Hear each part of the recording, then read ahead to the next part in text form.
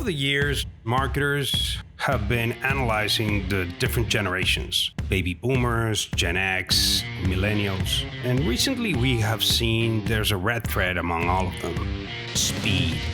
They all want everything to happen now. My name is Francisco Serrano, and I am the Chief Speed Officer at 1-to-1 and the host of the Now Gen podcast. Join me. Each episode, we talk about what's happening with brands, see how brand professionals across different industries cope with this fast-changing market, and live up to the expectation of this now generation. Welcome.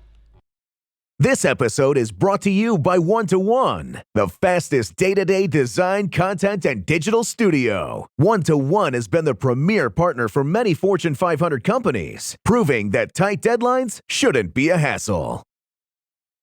Hello, and welcome again to the Now Gen podcast. In today's episode, we're going to be going deep into the video game industry. I have to say that is not something I know very much a lot about, but that's why we have interesting and powerful rock star guests. Tell us a little bit about that.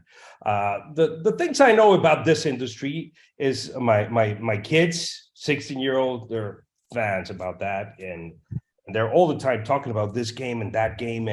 But if you really want to know what's going on at a corporate level, so how they communicate, how they engage with consumers. Imagine, this publishing company that has so many brands, so many target audiences, and how do you make sense of it all? Well, for that, we're going to be talking about that today. So how do you engage if you're publishing of a gaming in the gaming industry? How do you communicate that identity into the different brands or sub-brands that you manage? And for that, we have a rock star in the industry. His name is Aaron Kaufman. He's the social media director from 2K Core Games and Corporate Channels. Aaron, welcome. So glad to have you on the podcast. Thank you. Yeah, it's great to be here. I'm honored. I'm humbled. This is these opportunities don't come about every day, every week, every month. So, happy to be here and stoked to be a subscriber after this. Yes, I'm hoping that we will meet your expectations of nurturing. I think I got to meet your expectations. So let's turn the tables. Well, that just by being here and sharing your experience, that's what really makes the content of this podcast a difference, right? So before we go into details, tell us a little bit about your experience in the gaming industry and how you got to where you're at now. All right. Well, I'll try to do the TLDR as the cool kids say it. Basically, when I was 15 years old, I was riding my bike with a friend, and he said, "Hey, do you want to go test out games at PlayStation?" Because I lived down the street from Sony Computer Entertainment in Foster City, California. You'll get $50, a slice of pizza, and all you got to do is give feedback about a game. And I was like, "Holy shit! Are you kidding me?" Like, yes. So he gave me the phone number of this guy who was a focus group moderator. I gave feedback on the original Gran Turismo, Crash Bandicoot. I loved it. And the guy kept bringing me back because he thought as a young kid, I was giving good feedback, and he had to swap me in and out when there wasn't the same marketer behind the double glass window. One thing led to another. And my dad said, "Why don't you ask this guy for a little bit of work?" Because I was working at Noah's Bagels at the time, being a bagel boy. And so I asked the guy for work, and he starts handing me the cassette tapes. This is in 1998.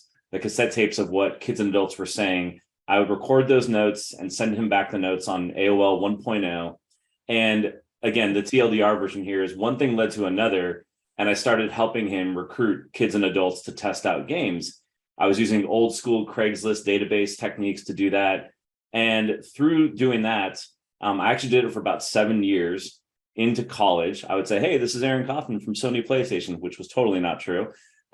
I'd like to talk to, your daughter or son about coming and testing a game. And I just created this persona and this being, and I loved listening to what people had to say about games. And so my friends would always say, "Hey, Aaron, you got to work in the gaming industry."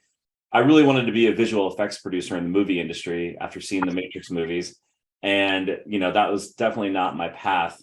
And so it happened that when I graduated college, after doing some traveling, one of my best friends, who actually was a cognitive science major, and he broke into the gaming industry as a marketer at EA. He said, "Hey, Aaron, they're building a studio down at Los Angeles, EA LA, and they're looking for a marketing assistant. I put your name in the hat." So my then boss, now today one of my best friends, a guy named Craig Owens, interviews me for 30 minutes. He's like, "Hey, your friend's already sold you up. We know what you've been doing. Come on down, be a contractor, and we'll see what happens." So I moved down from SF to LA. I sleep on a friend's couch. I go work at, EA, one of the biggest like video game publishers in the world. Like you can't get to like Mount Olympus any higher at that time. And they're still obviously one of the biggest. So I'm there as a marketing assistant. And I recognized I was working on this game at the time called Lord of the Rings Battle for Middle Earth. It's an RTS title like Command and Conquer, StarCraft, if you're familiar with any of those. And I recognized that nobody was talking to our fans. This is now in 2004. We had this, back then in 2004, 2005, it was all about like IRC chat rooms, message boards, fan sites. There was no Facebook, TikTok, Twitter, Instagram, etc. And nobody from our development team was talking to the fans about what they thought about the game and their feedback. So I just went on the board and I created a persona called EA APOC. I was naming myself after this tank in one of our games called the Apocalypse Tank.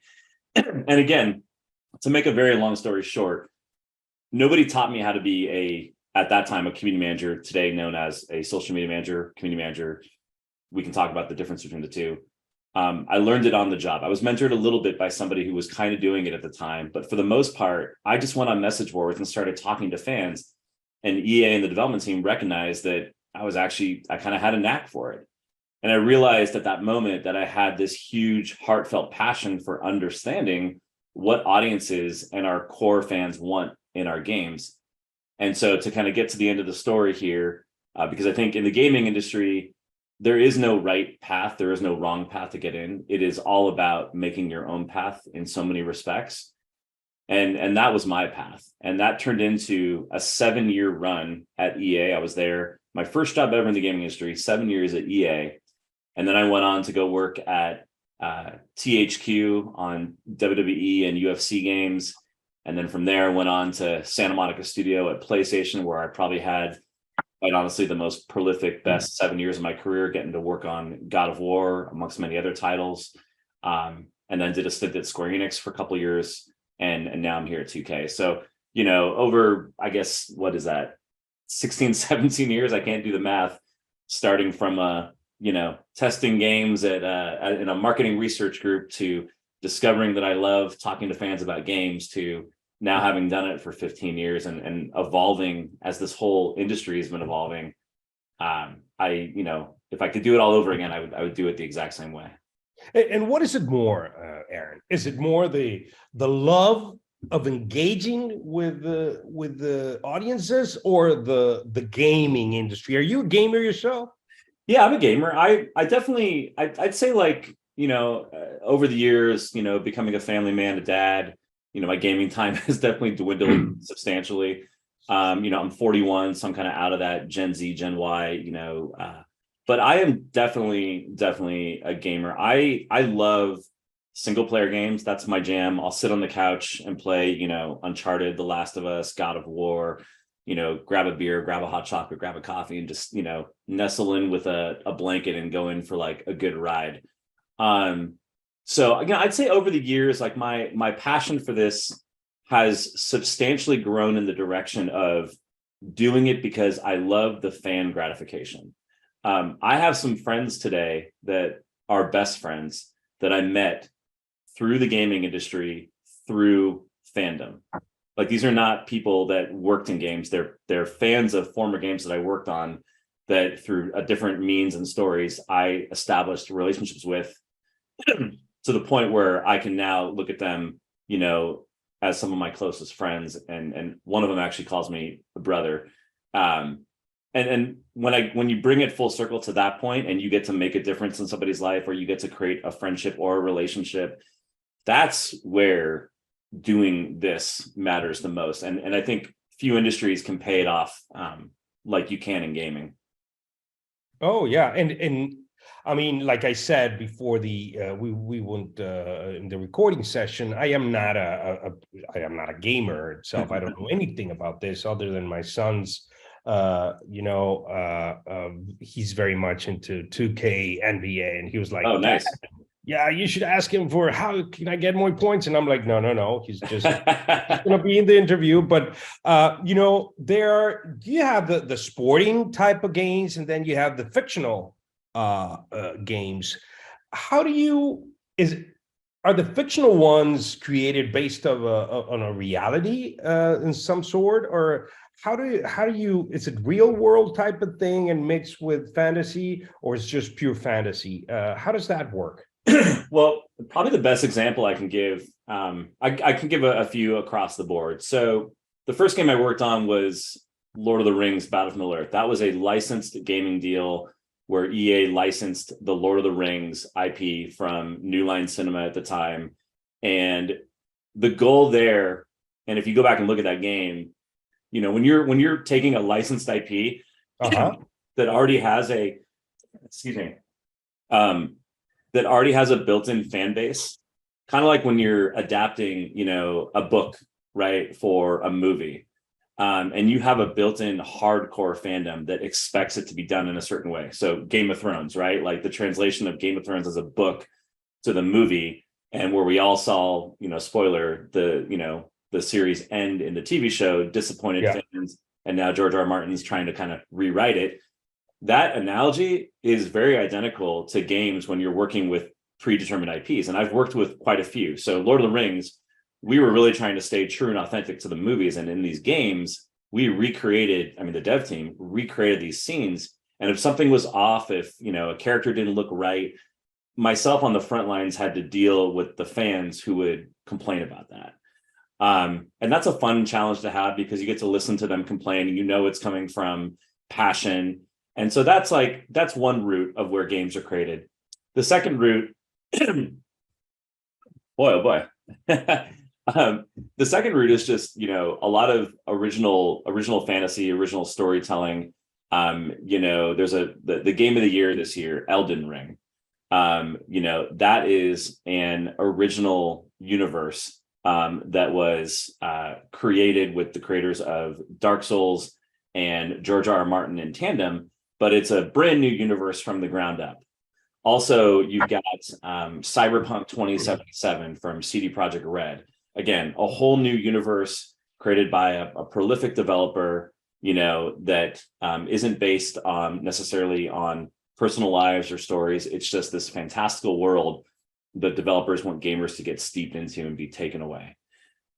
The third example is probably my favorite, and it's the one that I've worked on, the most, and I've had is closest to my heart, and that's God of War. I know many people listening to this, hopefully by now, are familiar with God of War, it having sold over 20 million copies when we re-released it we released a new version in 2018.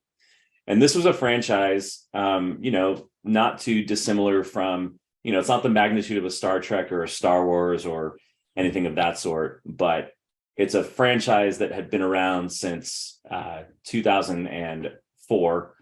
And when I was working at Santa Monica Studio at PlayStation in 2014, I believe it was, that's when the studio that created the original game decided to bring it back. And the franchise had been kind of tired. It had been, out for 10 years. There had been multiple iterations, and fans were getting kind of tired of the main character Kratos being this vengeful dad who was just out for bloodlust and violence. He wanted to just kill the gods. And the rest of the story doesn't really matter. But what matters here is Cory Barlog, who's the creative director of God of War, one of the originals. He came back to reinvent the story of the game. And I was working at the studio when he came back. And this story of the new game that was released a few years ago, and it just had a sequel called God of War Ragnarok that came out. The story is based on really his personal life as a father raising his son, and his son and wife are from Sweden, and Cory is here from the United States, and Cory didn't know the language in Sweden, and his wife and son didn't know English. So there was like this sharing of teaching each other language and culture, and Mhm. Corey trying to kind of learn how to be a better dad. And if you go play God of War, it is the story of a father and son on an incredible journey. And there are many, many parallels between that story and his life. And so for Wow. me, I love working on games that have a real connection.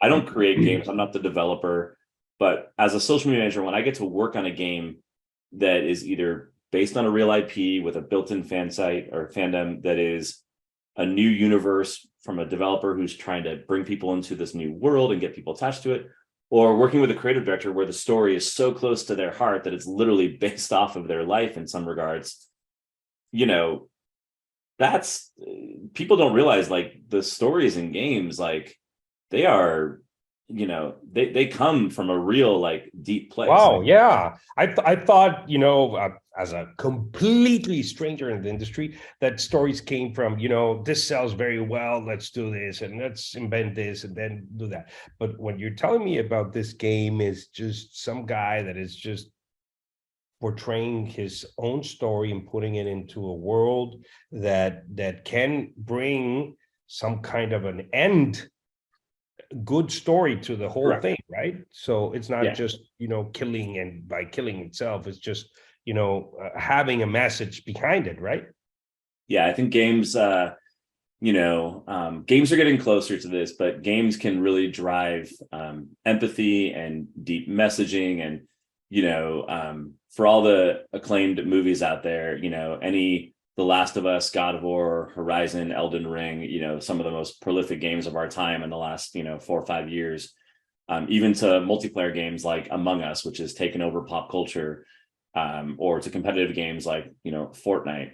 There are deeper meanings there. There is, passionate ties to the story, to the universe that these developers think of. They don't just sit there and be like, well, I think, the color blue is going to make more money on this costume, or if we create Yeah.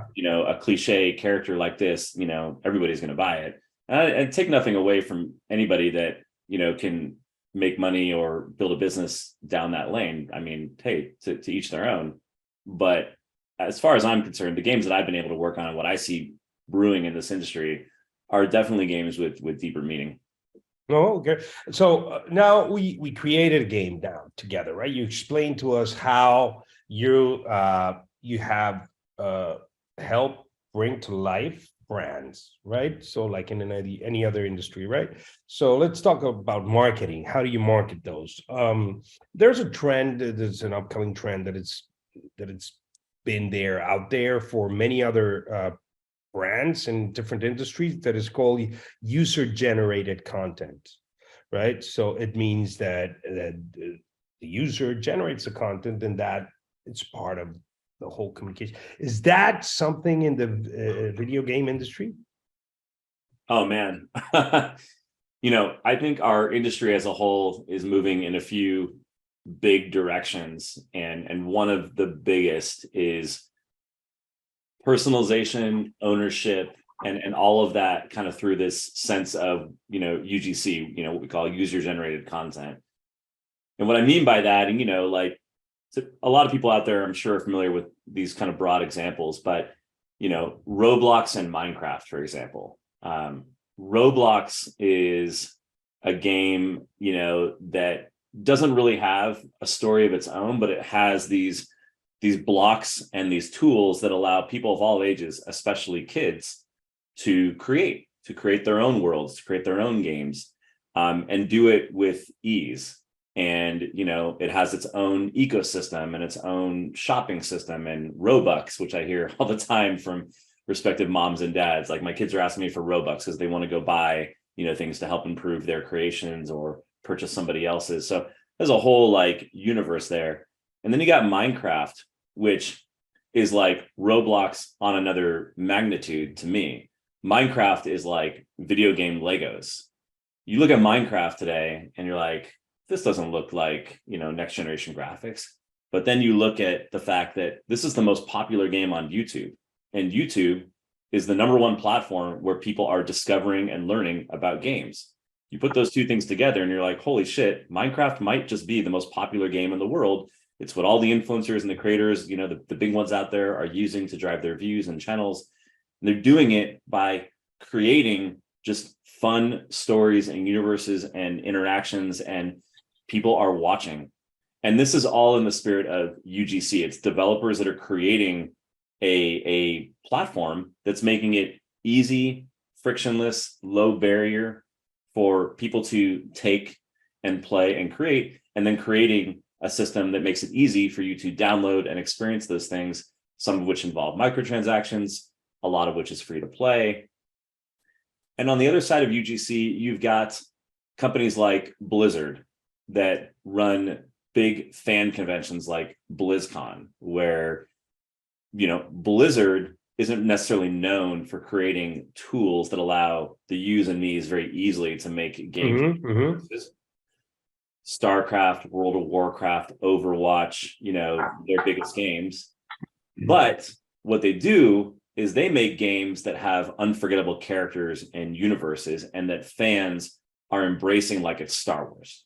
So they're cosplaying, they're creating fan art, they're, 30, 40, 50,000 people are going to the Anaheim Convention Center to nerd out together with their community and celebrate all that is, Blizzard's universe. And there's many other, worlds out there, Final Fantasy, my own God of War, where people are embracing the IP and the characters, and they're creating UGC, be it fan art, tattoos, cosplay.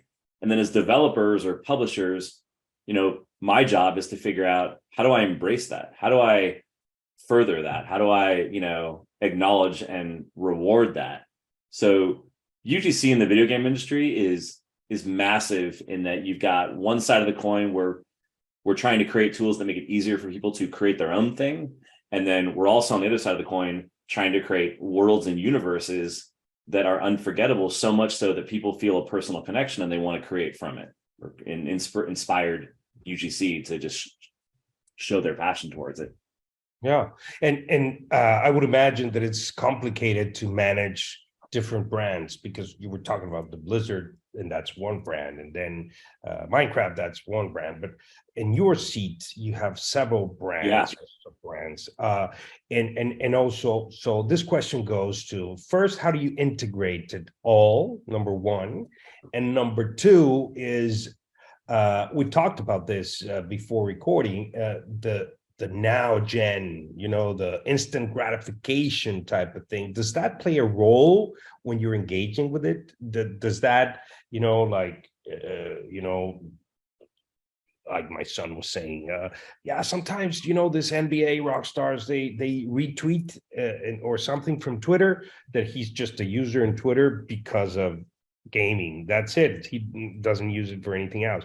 So is that kind of instant gratification to put it out there and they go and react and convert immediately? Or how does immediate gratification influences the way that you connect with consumers?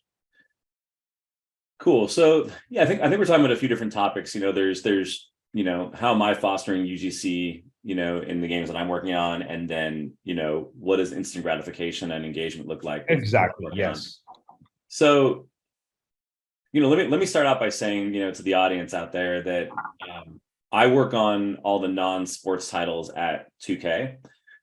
So at 2K, we kind of have two sides. We have three sides to the coin. We've got 2K, and none of these are outward-facing brands per se, but internally we have 2K Sports, which is NBA 2K, PGA 2K, and WWE 2K. Those are the three big sports titles. NBA 2K is what we're known the most for. If you go ask a, quote, man on the street, hey, who's 2K? Most people will say, aren't those the guys that make that NBA game, NBA 2K? I'm like, yeah, that's them.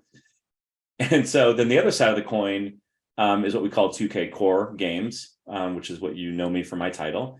And that is all the non-sports. So what people may not realize is, we publish and help develop a major franchise called Borderlands. We also own the developer for Axis Studios, whose most prolific developer, Sid Meier, created the franchise Civilization that's been around for 30 years. Yeah. We publish and help develop a major franchise called BioShock. And then most recently, we put out a game called Marvel's Midnight Suns. So these are all major games, major, franchise. And my team and I were responsible for building social strategy and fan engagement and content, around all the non-sports titles. And then I also oversee the 2K brand. I hate to use the word corporate because it just sounds so like Vince McMahon, WWE corporate, but I just call it brand. The 2K brand channels, 2K, Twitter, Instagram, etc. So every day my brain is, 1 hour I'm, talking about Spider-Man and Iron Man and what are we doing to promote them. The next hour I'm thinking like, what's our strategy for Civilization next year? The next hour it's, hey, Borderlands 10th anniversary is coming up. What are we doing? And then the next hour it's, hey, 2K, we're trying to change people's minds or change perception that we're only known as NBA 2K. How do we create content and social that presents us more as a branded house, if you will? And we're a house of brands. And so my team, we're very varied across the board. I've got 6 people. One is sitting in the UK. The other are all here in the US. Mm-hmm. So it's a very, very interesting challenge for me. And so when I bring that full circle, to UGC, for example, everything that I just mentioned has a different flavor of UGC. So like Civilization, we have what's called modding tools. So people can, modding is basically just short form for modification in the video game industry. So, again, when I go back to the Roblox and the Minecraft example, the developers have created, quote, modding tools that allow consumers to create their own stuff. So, Civilization, we've got, similar, people can create their own scenarios and skins and things of that nature. So we've got this community, that has been playing this game Civilization 6 for 6 years now. They're waiting, to see what is in the future. And we're trying to kind of, nest and engage them and prop up their creations. We see something cool on Reddit. Maybe we're going to highlight it on Twitter. Maybe we're going to make a little video about it on Instagram. Midnight Suns that just came out. UGC in that game, you've got Marvel IP. So on one hand, you've got, these massive, group of fans that are huge Marvel fans that want to embrace these characters and they want to cosplay and they want to dress as them. And we want to promote that. On the other hand, in the game, we have a photo mode. You can go around and take virtual photography of different screenshots and, environments and moments. And how do we encourage people to do that and maybe reward them? Maybe it's through a contest. And then you've got a game like Borderlands, which is just all like effing crazy and insanity and chaotic and, incredible action moments. And people are making YouTube videos all day long. How do we go and take, those moments on YouTube, capture them, maybe turn them into our own little short form content, promote that. And then on the 2K side, we don't really have this like UGC passion, like say a Blizzard has, right? 2K is not Blizzard in the way that we've created all these universes that people kind of rally around our name. Whereas people rally around Blizzard, people don't rally around 2K, they rally around our games themselves, Civilization, NBA, etc. I want to try and change that and get the best of both worlds. But when I think about UGC for 2K, one of these ideas that I've been brewing on, so I'll debut it here. I love some of the brands like, United or Nike that have their own slogans that they'll carry through on social media. So I think United, I saw a presentation from their social manager not that long ago where they constantly use the hashtag Fly United. I think that's what it is. And they encourage people on their flights and everything, to use the hashtag. And then they promote that on their Instagram. I think even in some cases, they'll reward with tickets or points and surprise and delight. Nike, you've got Just Do It. And, there's brands that do this stuff. So 2K, we don't really have a slogan. I'm not saying I want to create one necessarily, but I came up with this idea called 2K all day. It feels very steeped in the culture of our sports games and our core games. So imagine, people just start saying like 2K all day. Hey, what's up? All day 2K. Like it just kind of rolls off the tongue. And I was kind of riffing on it with my team. And I was like, what if we create this evergreen campaign where we're going to make this hashtag called 2K all day. And we're going to use it over and over and over again. And we're going to tell our fans to use it over and over and over again.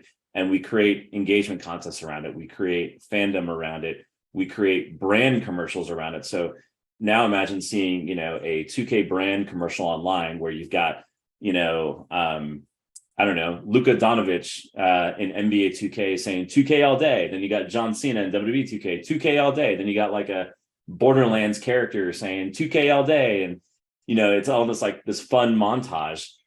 And now we're creating brand around 2K with this catchy slogan, but kind of statement that feels kind of true and passionate to us. So I know I'm riffing here, but I'm just using it as an example to say UGC doesn't have to necessarily be like content that people are creating on your behalf. It could also be the spirit in which is the conversation around your brand and how are you driving and engaging that.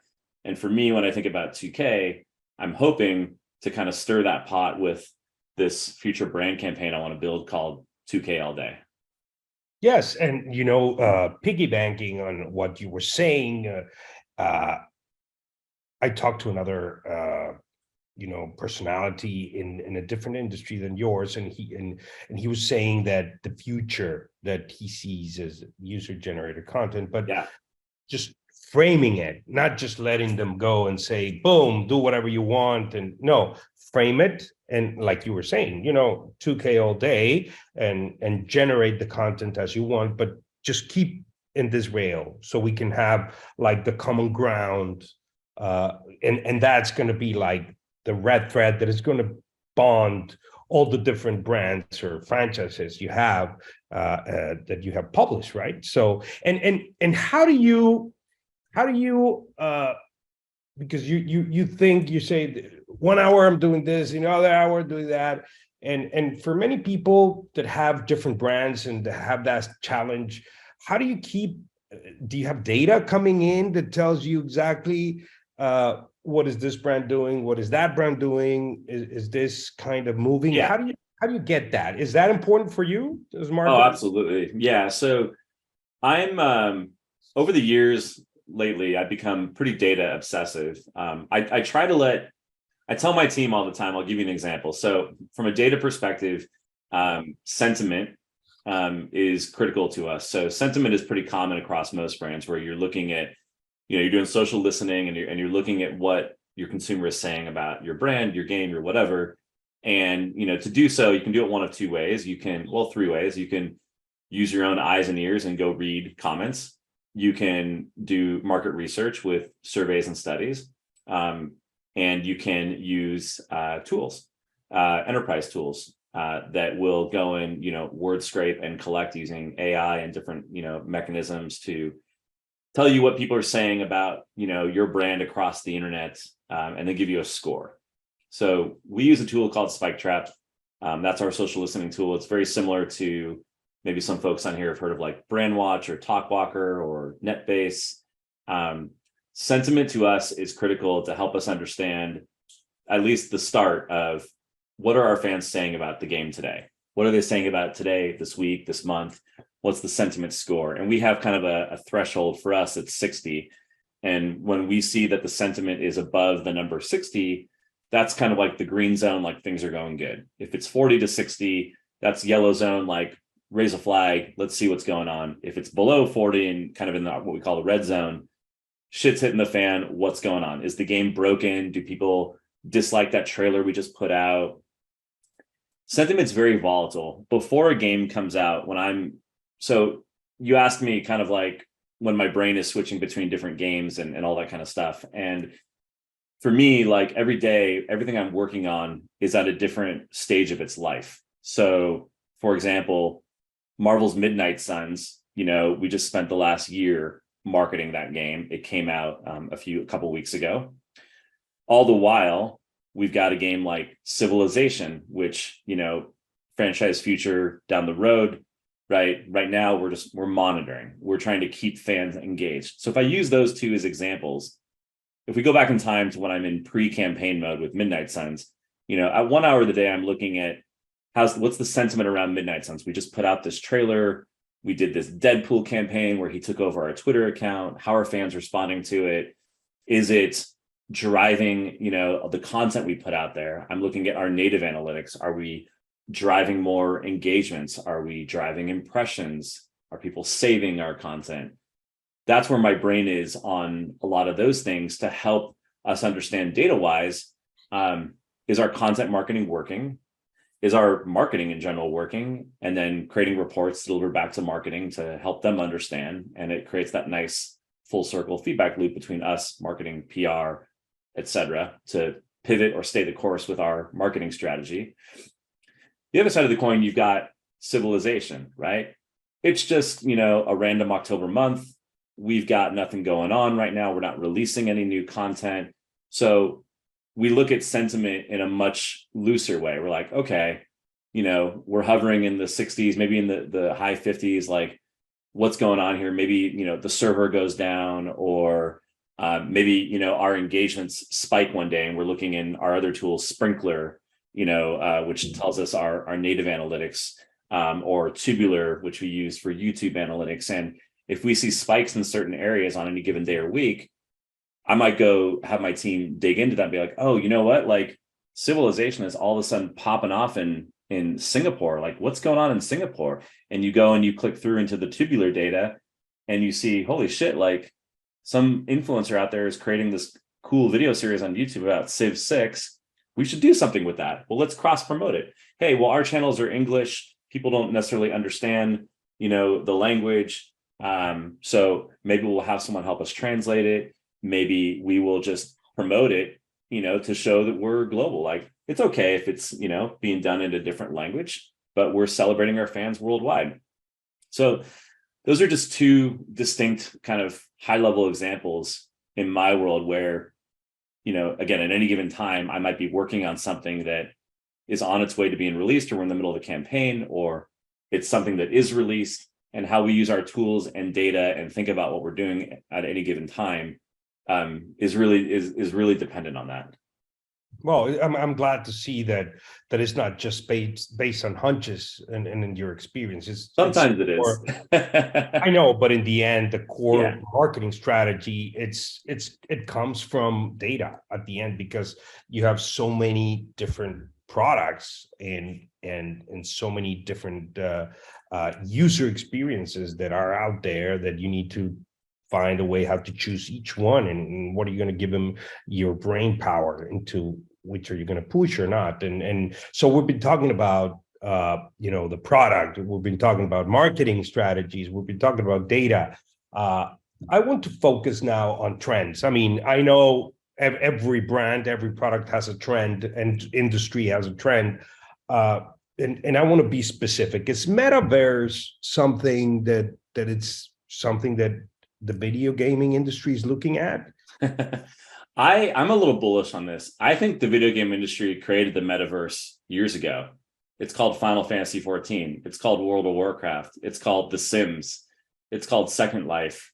It's called Roblox and Minecraft. It's called go watch, Tiesto DJ concert or the premiere of Star Wars The Force Awakens with J.J. Abrams in the middle of playing Fortnite, or watch the first episode of Stranger Things while you're playing Roblox. Like, I think this word metaverse is, again, this might be controversial. I think it's abused and overused. I think at the end of the day, what the metaverse is, what we're talking about creating virtual worlds that we want. It's about creating universes that you want people to come into and embrace and take part on and be passionately connected to. Like, when I see I won't name them, social platforms out there touting that they've created a metaverse with their devices, and you can go in there and do VR and all that kind of stuff, and maybe even shop and stuff like that. Super, super duper cool. But I also say video games have been doing this for years. And, I think, the social platforms and the video game industry are starting to collide. VR, AR starting to collide. So I'm honestly not quite sure what the metaverse is shaping up to be in a way that I don't really feel passionate about it yet, because I feel maybe I'm a little jaded, I'm a little naive. I've been seeing I've been seeing game developers create these worlds that fans, thousands of them, are attached to virtually. And I'm yet to understand, like, Facebook, TikTok, like, what does metaverse mean in that world, in the non-gaming world, that is going to make me want to put on my Oculus behind me, or use my phone. Again, look at like Pokemon Go by Niantic, right? That gets people up and moving all throughout the world. You go and you play the game in a virtual AR space. That's a metaverse, I think. Yeah, exactly. So I don't really get it yet, and I feel bad saying that, because it makes me feel a little bit like I'm not understanding what I need to understand. Like, in 5 years from now, am I going to be kicking myself, being like, oh shit, like I should have understood the metaverse? But I don't know. I've yet to see like what it means. It's so early days in some respects, but it's also like, in the gaming industry, I truly believe that the gaming industry is 2 or 3 steps ahead of any non-gaming metaverse thing out there right now. Yes, I completely agree. Back in the day when I had the age, Final Fantasy was kind of, your personality. You choose your character, you go into a world, and you have your friends, they have different characters. So it's kind of what you're saying, right? So in the interest of time, I know we can talk forever, but I didn't even get to like half the stuff I was going to talk about, but that's okay. I know, I'm sorry, but we need to frame this interview, and we've talked about a lot of things. Your background, of course. The product, the innovation pipeline that you guys have to creating stories, the marketing. Some of the you taught us what you want to innovate, how to conglomerate everything. So and the data, and the trends. So what would you say it's a key takeaway for the listeners out there, for any industry, specifically to how would you approach the interaction with audience if you have a lot of different brands? What is the key takeaway? What would you tell them that you have done that might find useful for them so they can face this challenge? Well, I'm reading a book right now, which I don't do often, called Fan First. It's by Jesse Cole. I heard about it on a podcast. Jesse Cole created the Savannah Bananas, if you've heard of them. They are the largest, they're one of the largest sports entities on social media. They're a minor league baseball team based in Savannah, Georgia. They are known, their mascot is the Bananas, and they're reinventing the game of baseball, flipping it on its head. And they're all about creating entertainment, sort of what he calls you wouldn't believe moments at the ballpark, and when you're seeing baseball players do TikTok dances, on first base, when you're seeing a person in the audience catch a foul ball that is now an out for the game. And those are just examples of how Jesse and his team at the Savannah Bananas are really reinventing the game of baseball, but they're doing it from a place of entertainment and fun, and really understanding their audience and what's going to make them get out of their seat and have unforgettable moments. So to me, using that as my jump off point, when I look at what I'm doing at 2K, I have told my team I want to embody what the Savannah Bananas are doing. That's a North Star for me. And I'll give major props and credit. Go read that book. It's amazing. When you have multiple brands and you're thinking about like, how do we prop these up? I take a cue from the Savannah Bananas and I say, look, team, our goal right now is to entertain and to create meaningful relationships. I have I'll promote this. I have a presentation on my LinkedIn profile called Creating Meaningful Social Media Relations, presented it a couple times at a couple conferences, and it's just filled with different examples of how brands, and a lot of what I did on at Santa Monica at God of War was trying to reach across that digital barrier and really have a handshake with our fan, feel like we're sitting at the table having a coffee or a beer together. And I think, again, the Savannah Bananas, they do that incredibly well. And so for me, with 2K and the games that I'm working on, I want my team to be thinking about what's the unique edge to how we're going to make those Midnight Suns fans feel special, different from the Borderlands fans, different from the Civilization fans. You know, what are their wants? What are their needs? Why has Civilization fans been with us for 30 years? Like, that's a long effing time. Why is Marvel fans, where they're getting hit in the face with MCU and Marvel this, Marvel that, why all of a sudden they want to like turn all that off and come play Midnight Suns? What is it about what they're loving, what they're not loving, and how can we find that spark, that passion, and grab onto it? And that's where I want us to be creating our social media marketing strategies around. It's not like shoot by the hip. It's not purely data driven. It is a little bit of all the above. And I think when we do that, we will create unforgettable moments on our social media accounts. Our fans will then have engagements, and how we embrace those engagements. And then, you know, I'll end by giving this one incredible story in short form that I was, you know, able to be part of. When I was working on God of War, this is a non-2K example. There's a guy, he's one of my closest friends today. His name's Emmanuel Mojica. This is a fan that lives in sort of rural-ish Mexico, has a huge passion for God of War, so much so that he created this huge collection in his garage of hundreds of pieces of merchandise that we had done over the years. And to make a very long story short, in 2016, I put out a call to action to our fans in Mexico through a targeted Facebook post. Tell us you're the biggest God of War fan and why. We were doing like a God of War Mexico promotion with a retailer down there. And he comments back with a picture of his garage and all this merchandise. And I was like, oh my God. And we wanted to do a documentary on a person, and we knew the game was big down there. So I get on a call with him and I was like, hey, Emmanuel, we want to fly you to LA and do a documentary on your story and why you love God of War. And we're also going to take you, you know, as a surprise to the premiere of something. And we did this documentary about Emmanuel and his relationship with our game. It was called Makers and Gamers. And he was one of the first in the world to play our new game at the time. And so what happened was he and I made this incredibly tight bond. There's a video of me and him in LA together. Fast forward 2 years or 3 years later to 2018, we released God of War. Fast forward a year later to 2019, we're at the 1 year anniversary. Emmanuel contacts me about 6 months prior, and he's like, hey, Aaron, I'm trying to get the Guinness World Record to have the largest merchandise collection. I'm struggling to get in touch with Guinness. I don't know how to do this.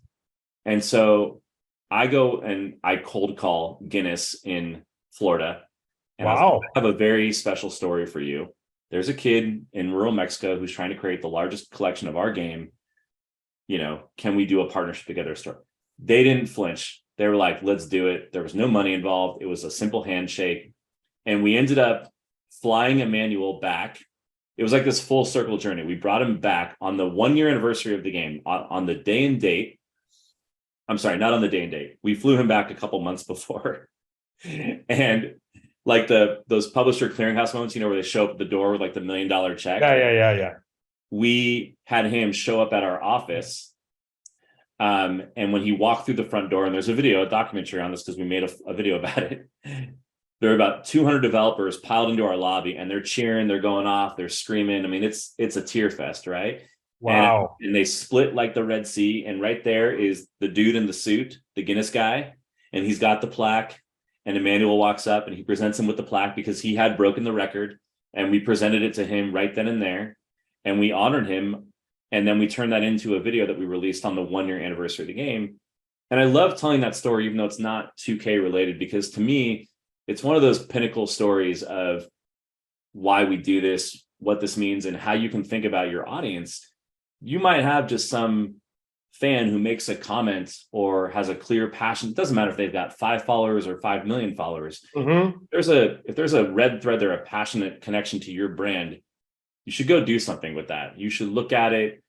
It might pivot your brand. It might elevate you to a new strategy. It might make you have a lifelong friendship with an Emmanuel Mojica in Mexico that turns into its own little mini brand campaign to celebrate the anniversary of your game or your brand.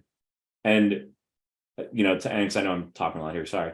I That's fine. Yeah. this is how I want people to think. Like, look for those relations, those moments. Don't just be transactional, mechanical, a static billboard. Like, if that's why you're doing social media management, you're not doing it for the right reasons. That's my personal opinion. And that's what we're trying to do. Yeah, and it links to the takeaway that you're telling us is to get to know the customer very well, so that you can entertain them, right? So and to get to know them, you need more than data.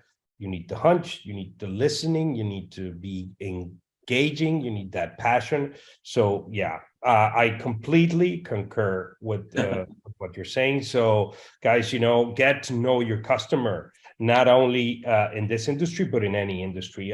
Thank you so much for that takeaway, Aaron. So before we leave, I want to ask you, away from the video industry, the gaming industry, a rock star like you, what is your favorite brand of top energy drink brand for you? What's your energy drink brand and why? That's a good question. Well, I'll say this. I've actually never drank it, but I would say Zoa, the Rocks brand. So how do you keep that energy going? Because you're, like all the time, post up. I thought you were like, I don't know, man. I've got, I need an 8th day of the week sign right here, and I've got my little Buzz Lightyear figure. I mean, there you go.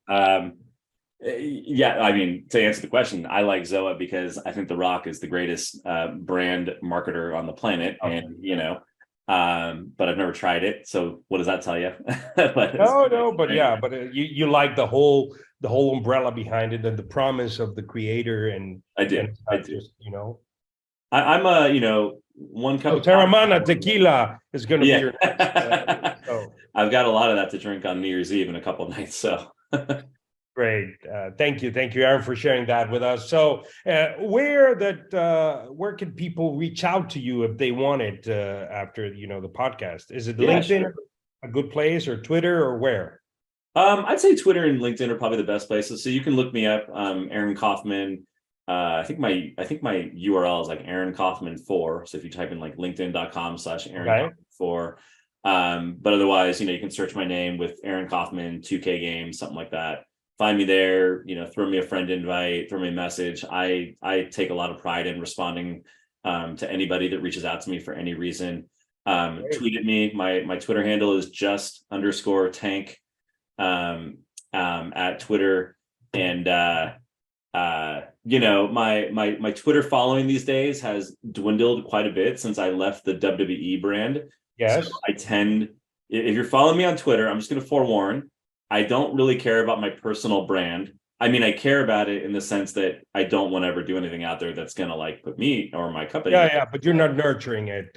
I'm not one of these Twitter followers that's like tweeting tips and tricks and stuff all day long. I'm trying to get better at it here and there, but I probably care and obsess too much over my own brands.